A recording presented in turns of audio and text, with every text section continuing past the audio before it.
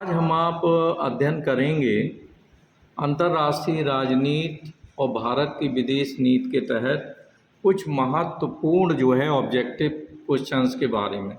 चूँकि ये आने वाला एग्ज़ाम हमारा ऑब्जेक्टिव यानी एमसीक्यू मल्टीपल चॉइस क्वेश्चन पर आधारित है, तो इसलिए ख़ास करके आज का जो लेक्चर है वो पूरा ऑब्जेक्टिव क्वेश्चन पर आधारित है। तो इसमें फर्स्ट ऑफ ऑल हम लोग जो है भारत तथा संयुक्त राष्ट्र संघ के कुछ ऑब्जेक्टिव क्वेश्चंस पर अभ्यास करेंगे। फिर इसके बाद अन्य टॉपिक पर भी हम लोग डिस्कस करेंगे।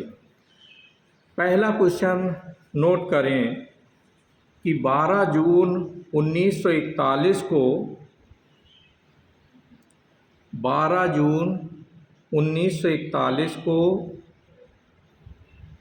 14 मित्र राष्ट्रों ने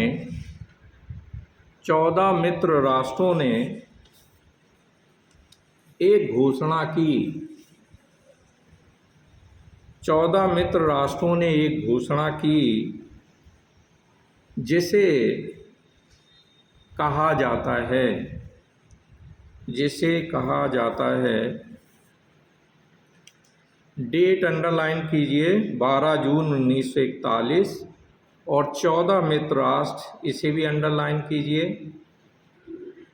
मित्र राष्ट्रों ने एक घोषणा की जिसे कहा जाता है, उत्तर नोट करें, लंदन घोषणा।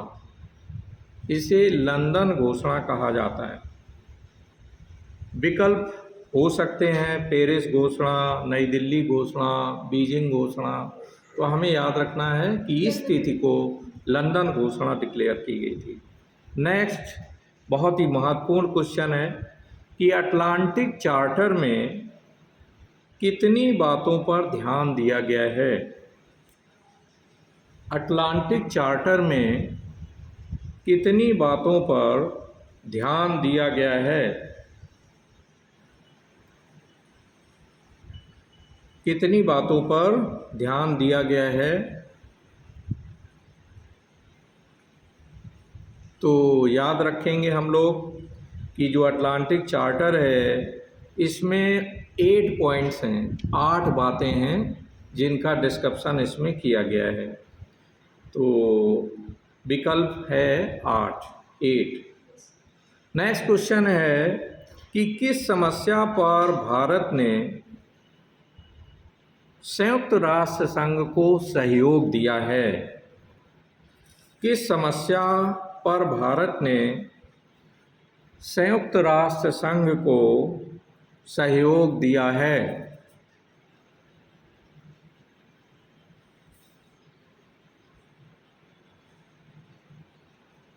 हम सभी को याद रखना है कि भारत का ट्रैक रिकॉर्ड यूएनओ को सहयोग को लेकर बहुत ही अच्छा रहा है और अनेक अभियानों में, शांति अभियानों में, आर्थिक सहयोग में, एवरीवेयर इन एवरी फील्ड, हर क्षेत्र में भारत ने संयुक्त राष्ट्र संघ का बढ़ चढ़ करके सहयोग किया है। आज भारत अगर सुरक्षा परिषद में अपनी स्थायी सदस्यता की मांग कर रहा है तो इसके पीछे there are so many factors और इसका बहुत ही गोल्डन जो हिस्ट्री है संयुक्त राष्ट्र संघ और भारत की, वो बहुत ही स्मरणीय है। तो यहाँ हम आप देखेंगे कि विकल्प यहाँ पर 3 हमारे साथ मौजूद हैं। तो पहला विकल्प नोट करें, 1950 में कोरिया समस्या। 1950 में कोरिया समस्या। 1950 में कोरिया समस्या। बी विकल्प है कांगो कार्रवाई।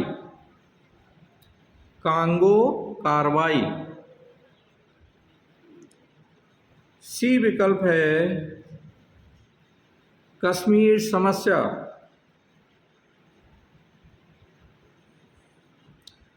और डी विकल्प है उपर्युक्त सभी। तो इन तीनों समस्याओं पर, कार्रवाई पर भारत ने बढ़ चढ़ करके यूएनओ का सहयोग किया है। ठीक है, तो उपर्युक्त सभी विकल्प सही है। नेक्स्ट आप देखें संयुक्त राष्ट्र संघ की किस एजेंसी को भारत ने सहयोग दिया है? संयुक्त राष्ट्र संघ की किस एजेंसी को भारत ने सहयोग दिया है? किस एजेंसी को भारत ने सहयोग दिया है? ए विकल्प है यूनेस्को, बी विकल्प है ILO, यानी अंतर्राष्ट्रीय श्रम संगठन। बी विकल्प है अंतर्राष्ट्रीय श्रम संगठन, अंतर्राष्ट्रीय श्रम संगठन। सी विकल्प है खाद्य और कृषि संगठन, फूड एंड एग्रीकल्चर ऑर्गेनाइजेशन। तो हम आप देखें कि उपर्युक्त सभी में सहयोग किया है, तो आंसर है उपर्युक्त सभी। नेक्स्ट क्वेश्चन है कि भारत में संयुक्त राष्ट्र संघ का कौन सा अभिकरण है? भारत में संयुक्त राष्ट्र संघ का कौन सा अभिकरण यानी एजेंसी है? यहाँ भी हमें सभी विकल्प नोट करने हैं। ए है यूनिसेफ, बी है विश्व स्वास्थ्य संगठन WHO, सी है विश्व खाद्य संगठन,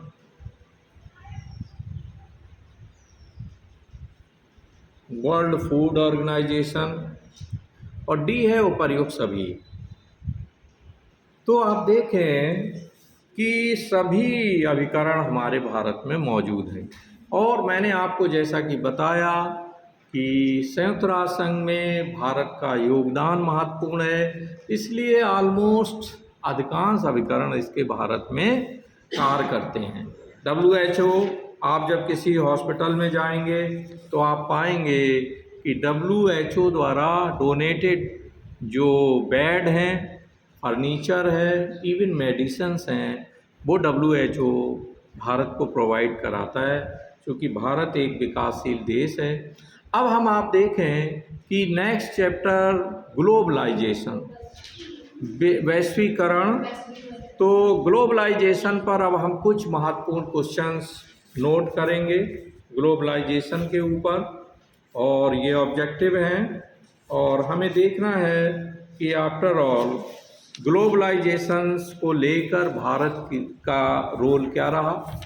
मुझे याद है at that time I was student of MA when India was deciding to join this globalization process, यानी वैश्वीकरण के प्रोसेस में भारत भी भाग लेना चाह रहा था। और एज ए स्टूडेंट हमने उस समय एक सेमिनार इस पर कराया था, और that was based on our class में ही प्रोफेसर्स को कॉल किया था। तो उस समय हम संदेह कर रहे थे कि हम अगर वैश्वीकरण से जोड़ते हैं तो कहीं ऐसा ना हो कि हम पुनः गुलाम हो जाएं, कि ईस्ट इंडिया कंपनी भारत आई थी, अब यहाँ तो नंबर ऑफ कंपनीज इंडिया में आएंगी। तो यहाँ आप देखें कि we are living in a globalization era, हम लोग वैश्वीकरण के युग में रह रहे हैं। वैश्वीकरण के कुछ लाभ हैं तो कुछ नुकसान भी हैं, तो इन्हीं पर कुछ महत्वपूर्ण क्वेश्चंस हम लोग नोट करते हैं। पहला है कि भारत में ग्लोबलाइजेशन का प्रारंभ कब हुआ? भारत में वैश्वीकरण का प्रारंभ कब हुआ?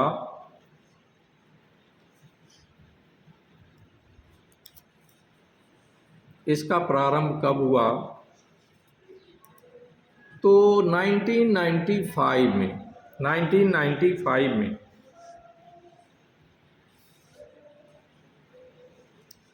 आप देखें कि जब हमने इसमें ग्लोबलाइजेशन की संधि में भाग ले लिया, आज की डेट में दुनिया के लगभग सभी देश इस वैश्वीकरण से जुड़े हुए हैं, है ना। हम भी इससे जुड़ गए हैं। तो इसके साथ हुआ क्या, जब हमने ग्लोबलाइजेशन के पैक्ट पर हमने जब साइन कर दिए, तो इसके बाद आप देखें कि हमने अपने मार्केट को उदारीकरण के रास्ते पर हम लोग ले गए। तो उदारीकरण पर बेस्ड एक दूसरा क्वेश्चन है कि उदारीकरण की नीति का प्रमुख उद्देश्य क्या है। क्वेश्चन नोट करें कि उदारीकरण की नीति का प्रमुख उद्देश्य क्या है। उदारीकरण की नीति का प्रमुख उद्देश्य क्या है।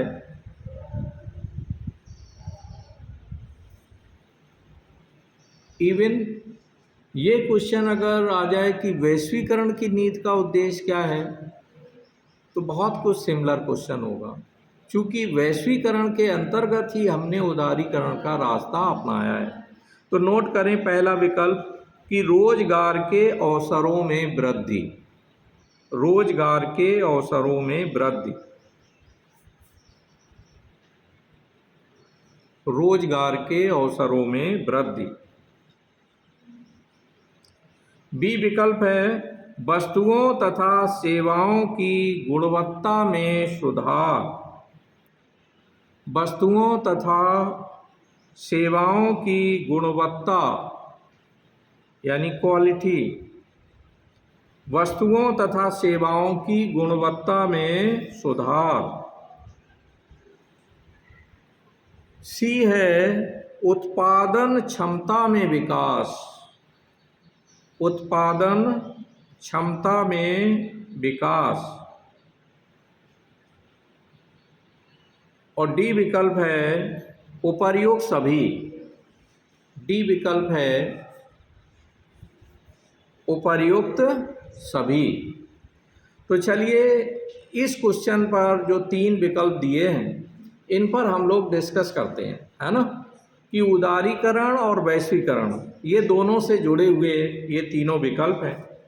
देखिए, चूंकि ग्लोबलाइजेशन के अंतर्गत या उदारीकरण के अंतर्गत रोजगार के अवसरों में वृद्धि, चूंकि आप देखें इस समय पूरी दुनिया सेवाओं को लेकर खुली हुई है।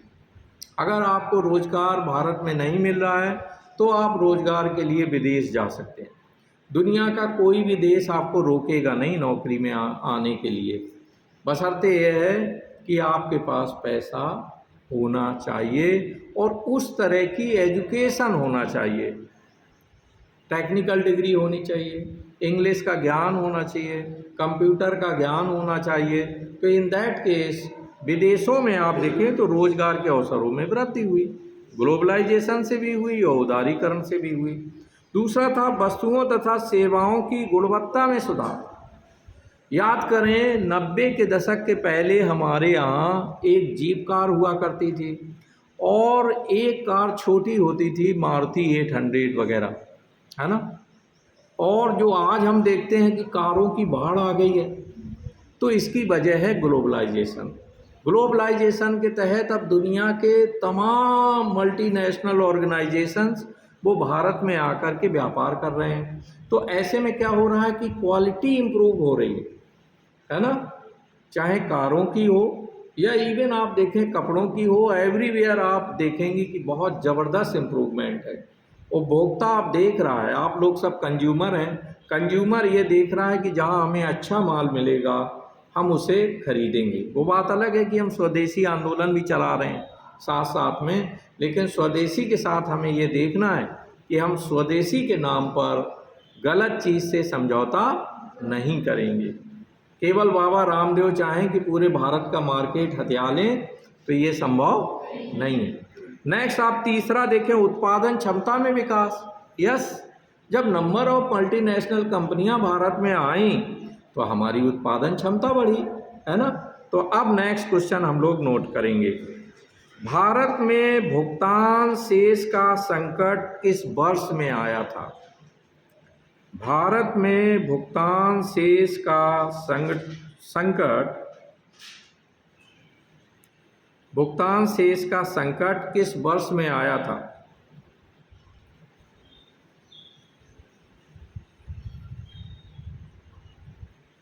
किस वर्ष में आया था। विकल्प इसमें 1975-76 है, 1990-91 है, 1980-81 है और 1998 और 99 है। तो आपको हम क्लू देते हैं कि ये संकट जब चंद्रशेखर की सरकार थी, चंद्रशेखर भारत के प्रधानमंत्री थे, उस समय आया था। तो अब हमें ये ध्यान देना है कि चंद्रशेखर भारत के प्रधानमंत्री कब थे। तो पता ये लगा राजीव गांधी 91 में पावर में आए, 1985 में आए, तो 85 के पहले चंद्रशेखर रूल कर रहे थे, बीपी सिंह रूल कर रहे थे, उस समय के लिए इंद्र कुमार गुजराल भी आए थे। यानी वो ऐसा पीरियड था संक्रमण काल जहाँ और देवगौड़ा भी प्रधानमंत्री बन गए थे। तो पता लगा साल भर 6 महीने 8 महीने में प्रधानमंत्री हमारा बदल रहा था। तो यहाँ हम आप देखें कि ये 1980-81 में भुगतान शेष का संकट भारत में आया था, है ना। और वी शुड रिमेंबर दैट, हमें याद रखना है कि हमने अपना 47 टन सोना उस समय बाकायदे अंतर्राष्ट्रीय मुद्रा कोष में जमा किया था। तब हमें विदेशी मुद्रा मिली थी, जिससे हमने दूसरे देशों का जो भुगतान था वो हम कर सके थे। याद रहेगा, क्योंकि विदेशी मुद्रा का संकट आ गया था। इसी के बाद आप देखें कि जब पावर में आए आपके पीवी नरसिम्हा राव और मनमोहन सिंह उस समय वित्त मंत्री बने, तो उन्होंने बाकायदे फिर इस संकट से भारत को निकाला। उसी समय हमने साइन भी किए, इसमें ग्लोबलाइजेशन प्रोसेस में हम लोग आ गए, भारत को तेज़ी से उदारीकृत किया गया और उसके बाद आप देखें कि विदेशी मुद्रा का संकट पूरी तरह से खत्म हो गया। नेक्स्ट आप देखें, भारतीय अर्थव्यवस्था के विश्वव्यापीकरण की बाधा है। भारतीय अर्थव्यवस्था के विश्वव्यापीकरण की बाधा है।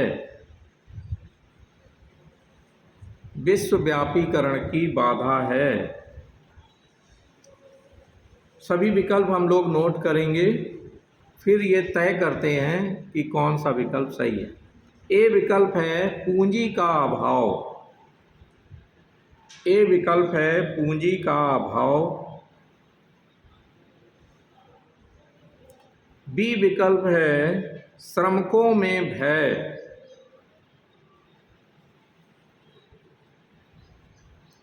सी विकल्प है श्रमिकों में भय लिखा। सी विकल्प है उपयुक्त वातावरण की आवश्यकता। उपयुक्त वातावरण की आवश्यकता।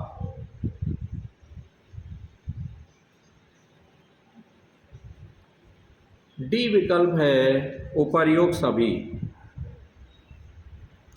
तो इसमें उपर्युक्त सभी सही है, ठीक है।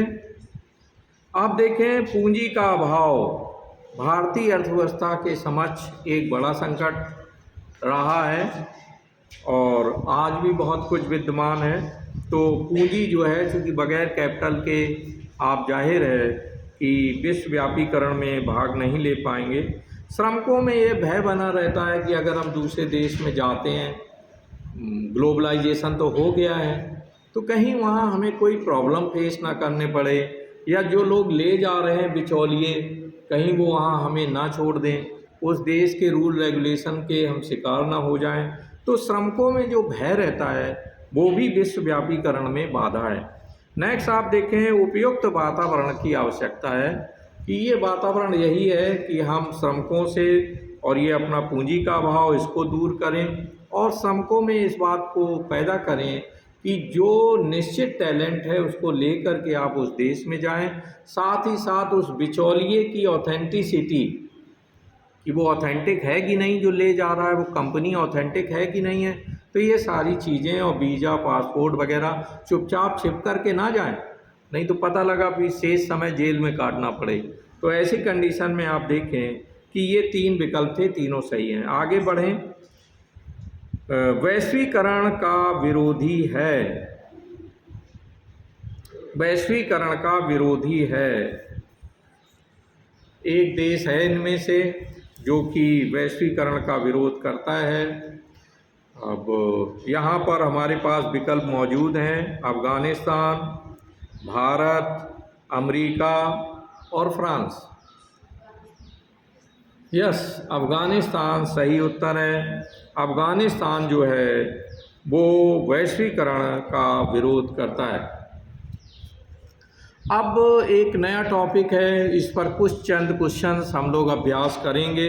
वो है डिसआर्मामेंट एंड आर्म्स कंट्रोल, यानी निशस्त्रीकरण और शस्त्र नियंत्रण। इस पर कुछ क्वेश्चंस का हम लोग अभ्यास करते हैं। तो पहला क्वेश्चन इस पर नोट करें डिसआर्मामेंट में कि पेरिस शांति सम्मेलन कब हुआ था। ये याद रखना है, पेरिस शांति सम्मेलन कब हुआ था। ये निशस्त्रीकरण को लेकर के था, ये कब हुआ था। तो ये 1919 में हुआ था, ठीक है। वर्साइल पैक्ट, वर्साई की संधि 1919 में हुई, जिसमें बाकायदे जर्मनी और अनेक राष्ट्रों से कहा गया कि वो अपना निशस्त्रीकरण करें, क्योंकि जो वो अधिक शस्त्रीकरण कर रहे हैं उसी से ये प्रथम विश्व युद्ध हुआ है।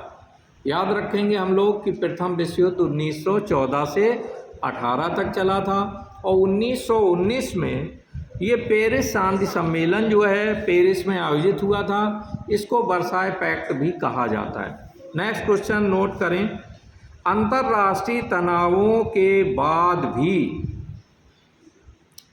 अंतर्राष्ट्रीय तनावों के बाद भी किस सन से निशस्त्रीकरण के प्रयत्न किए जा रहे हैं। अंतर्राष्ट्रीय तनावों के बाद भी किस सन से निशस्त्रीकरण यानी डिसआर्मामेंट के प्रयत्न किए जा रहे हैं। तो यहाँ विकल्प है 1945, 1940, 1950 और 1942। तो 1945, ठीक है। 1945 से विधिवत जो है सार्थक प्रयास किए जा रहे हैं, 1945। और आपको शायद याद होगा कि 1945 में 24 अक्टूबर को ही यूएनओ का गठन हुआ और इस प्लेटफॉर्म पर दुनिया के सभी देशों ने, उस समय जो 50 देश थे, इन्होंने मिल कर के तय किया कि हम अब तीसरा विश्व युद्ध ना हो, इसलिए निशस्त्रीकरण को बढ़ावा देंगे। अगला पॉइंट है, अगला क्वेश्चन है, अणु शक्ति आयोग की पहली बैठक, अणु शक्ति आयोग की पहली बैठक न्यूयॉर्क में कब हुई।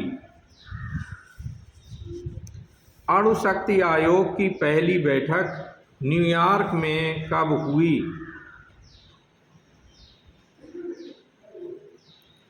ठीक है, अणु शक्ति आयोग, एटॉमिक पावर कमीशन, नोट करें, ये संधि हुई 14 जून 1946 को, 14 जून 1946 को हुई। 10 मई 1955 को किस देश ने, 10 मई 1955 को किस देश ने निशस्त्रीकरण की योजना रखी। 10 मई 1955 को किस देश ने निशस्त्रीकरण की योजना रखी। तो हम सीधे उत्तर पर जाएंगे, सोवियत संघ। सोवियत संघ ने बाकायदे यूएनओ प्लेटफॉर्म पर इस बात को रखा संयुक्त राष्ट्र संघ में कि निशस्त्रीकरण के प्रयास किए जाने चाहिए। अगला है, अणु शक्ति आयोग की स्थापना कब हुई थी। अगला महत्वपूर्ण क्वेश्चन है, कि अणु शक्ति आयोग की स्थापना कब हुई थी? अणु शक्ति आयोग की स्थापना कब हुई थी? तो 1950 में। 1950 में इसकी स्थापना हुई। अगला महत्वपूर्ण क्वेश्चन है कि जिनेवा सम्मेलन कब हुआ था? जिनेवा सम्मेलन कब हुआ था? जिनेवा सम्मेलन कब हुआ था? महत्वपूर्ण सम्मेलन था ये 31 अक्टूबर 1958 में। 31 अक्टूबर 1958 में जिनेवा सम्मेलन जिनेवा में हुआ था, स्विट्ज़रलैंड में। और ये बहुत महत्वपूर्ण सम्मेलन था और इसमें बाकायदे अंतर्राष्ट्रीय कानूनों को लेकर के ये एक बहुत बड़ा सम्मेलन था, जिसमें ये तय किया गया कि दुनिया के तमाम देश युद्ध में, संधि में किन किन चीज़ों का पालन करेंगे और किन बातों का उल्लंघन नहीं करेंगे। नेक्स्ट क्वेश्चन लिखें, परमाणु शस्त्र प्रसार निषेध संधि। परमाणु शस्त्र प्रसार निषेध संधि किस सन में हुई? परमाणु शस्त्र प्रसार निषेध संधि किस सन में हुई? 1968 में हुई। 1968 में इसका आंसर लिखें, 1968 में हुई। और एक बहुत ही महत्वपूर्ण क्वेश्चन, वार्सा और नाटो ऐतिहासिक संधि कब हुई? वार्सा और नाटो ऐतिहासिक संधि कब हुई थी? देखिए, दोनों संधियां बहुत ही महत्वपूर्ण हैं। वार्सा, जो कि सोवियत संघ के नेतृत्व में साम्यवादी देशों ने ये संधि की और ये तय किया कि अगर कोई भी पूंजीवादी और पश्चिमी राष्ट्र हम पर हमला करता है तो हम उसका मिलकर ज़बरदस्त जवाब देंगे। दूसरा, नाटो, ये अमेरिका के नेतृत्व में पूंजीवादी देशों का सैन्य संगठन था।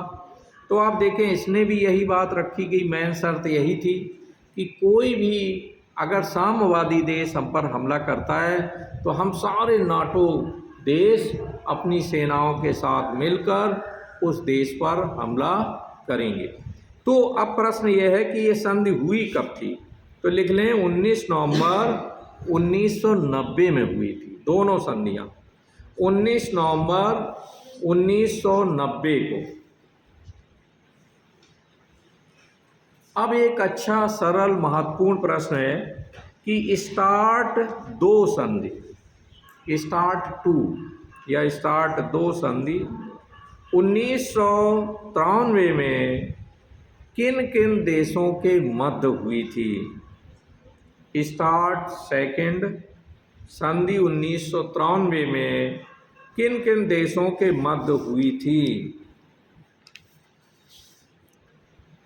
तो यहाँ हमें याद रखना है कि चाहे स्टार्ट फर्स्ट हो, स्टार्ट सेकंड हो, या परमाणु निषेध या मिसाइलों को समाप्त करने की बात हो, ये ज़्यादातर संधियाँ अमेरिका और सोवियत संघ के बीच हुई हैं। तो उत्तर है अमेरिका और सोवियत संघ के मध्य। अमेरिका और सोवियत संघ के मध्य। नेक्स्ट है, रासायनिक हथियारों से संबंधित समझौता कब अस्तित्व में आया? रासायनिक हथियारों यानी केमिकल वेपन्स से संबंधित समझौता कब अस्तित्व में आया? कब अस्तित्व में आया?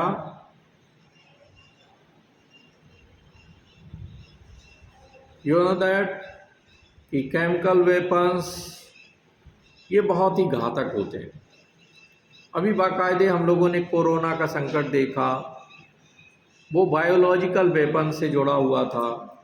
कुछ देशों को ऐसा लगा कि चाइना ने जो है कोरोना वायरस फैला दिया दुनिया में, है ना। ये डाउट रहा, क्योंकि शुरुआत भी चाइना से हुई, वहाँ की एक लेबोरेटरी से कोरोना फ्री हुआ और वो वर्ल्ड वाइड फिर फैल गया। तो आप देखें, biological weapons they are also very very dangerous, चूँकि ये तेज़ी से प्रसार करते हैं और इसमें गोला बारूद की ज़रूरत नहीं है, केवल वायरस को हवा में छोड़ देंगे। इसी तरह ये जो केमिकल वेपन्स हैं, इसमें भी आपको केमिकल्स को बाकायदे एक बड़े से गुब्बारे में रख कर के, और पता लगा हमारे देश के बॉर्डर में अगर चाइना छोड़ देता है, या युद्ध के समय में आप देखें, आपने देखा होगा जब युद्ध होता है तो बाकायदे बहुत अच्छी क्वालिटी का मास्क सैनिक लगाए रहते हैं कि कहीं ऐसा ना हो केमिकल जो है वो छोड़ दिया जाए, तो हम गोली से लड़ते रहें और उसका धुआं आकर के हमें नींद में सुला दे। तो ऐसे में आप देखें कि इस रासायनिक हथियारों से संबंधित जो समझौता है, ये अस्तित्व में आया 14 जनवरी 1993 में। 14 जनवरी 1993 में।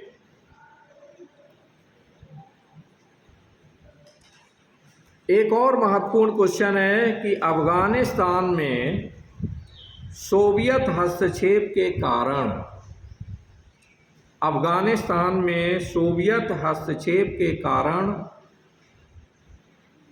राष्ट्रपति कार्टर ने, अफ़गानिस्तान में सोवियत हस्तक्षेप के कारण राष्ट्रपति कार्टर ने किस संधि के अनुमोदन को, किस संधि के अनुमोदन को स्थगित कर दिया था, किस संधि के अनुमोदन को स्थगित कर दिया था? तो ये संधि थी साल्ट टू नामक जो संधि हो रही थी, इसको जो है इसके अनुमोदन को निरस्त कर दिया था।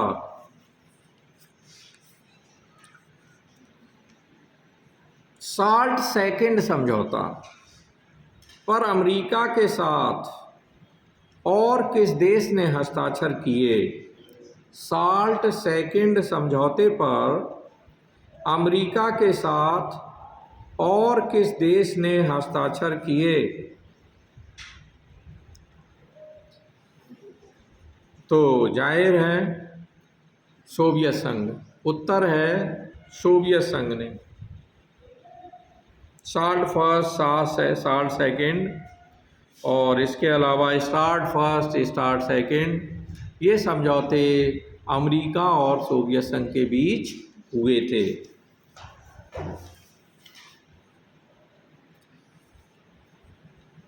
एक कथन हम लोग नोट करते हैं, बहुत ही महत्वपूर्ण कथन है। निशस्त्रीकरण यद्यपि अपने आप में, निशस्त्रीकरण यद्यपि अपने आप में युद्ध को समाप्त नहीं कर सकता है, अपने आप में युद्ध को समाप्त नहीं कर सकता है, फिर भी युद्ध उत्पन्न करने वाले, फिर भी युद्ध उत्पन्न करने वाले राजनीतिक तनावों को, युद्ध उत्पन्न करने वाले राजनीतिक तनावों को एक बड़ी मात्रा में कम कर सकता है, राजनीतिक तनावों को एक बड़ी मात्रा में कम कर सकता है। यह उसकी बड़ी उपयोगिता है, यह उसकी बड़ी उपयोगिता है। यह कथन किसका है? यह उसकी बड़ी उपयोगिता है। यह कथन किसका है? तो विश्वविख्यात, बहुत ही ज़्यादा विख्यात, पॉपुलर, अंतर्राष्ट्रीय वैज्ञानिक, दार्शनिक मॉर्गनथाउ का है। मॉर्गनथाउ का ये कथन है। तो इसी के साथ आज की ये क्लास समाप्त होती है। अगर ये वीडियो आपको अच्छा लगा हो तो इसे ज़रूर लाइक करें, अपने मित्रों के बीच शेयर करें और सब्सक्राइब करें।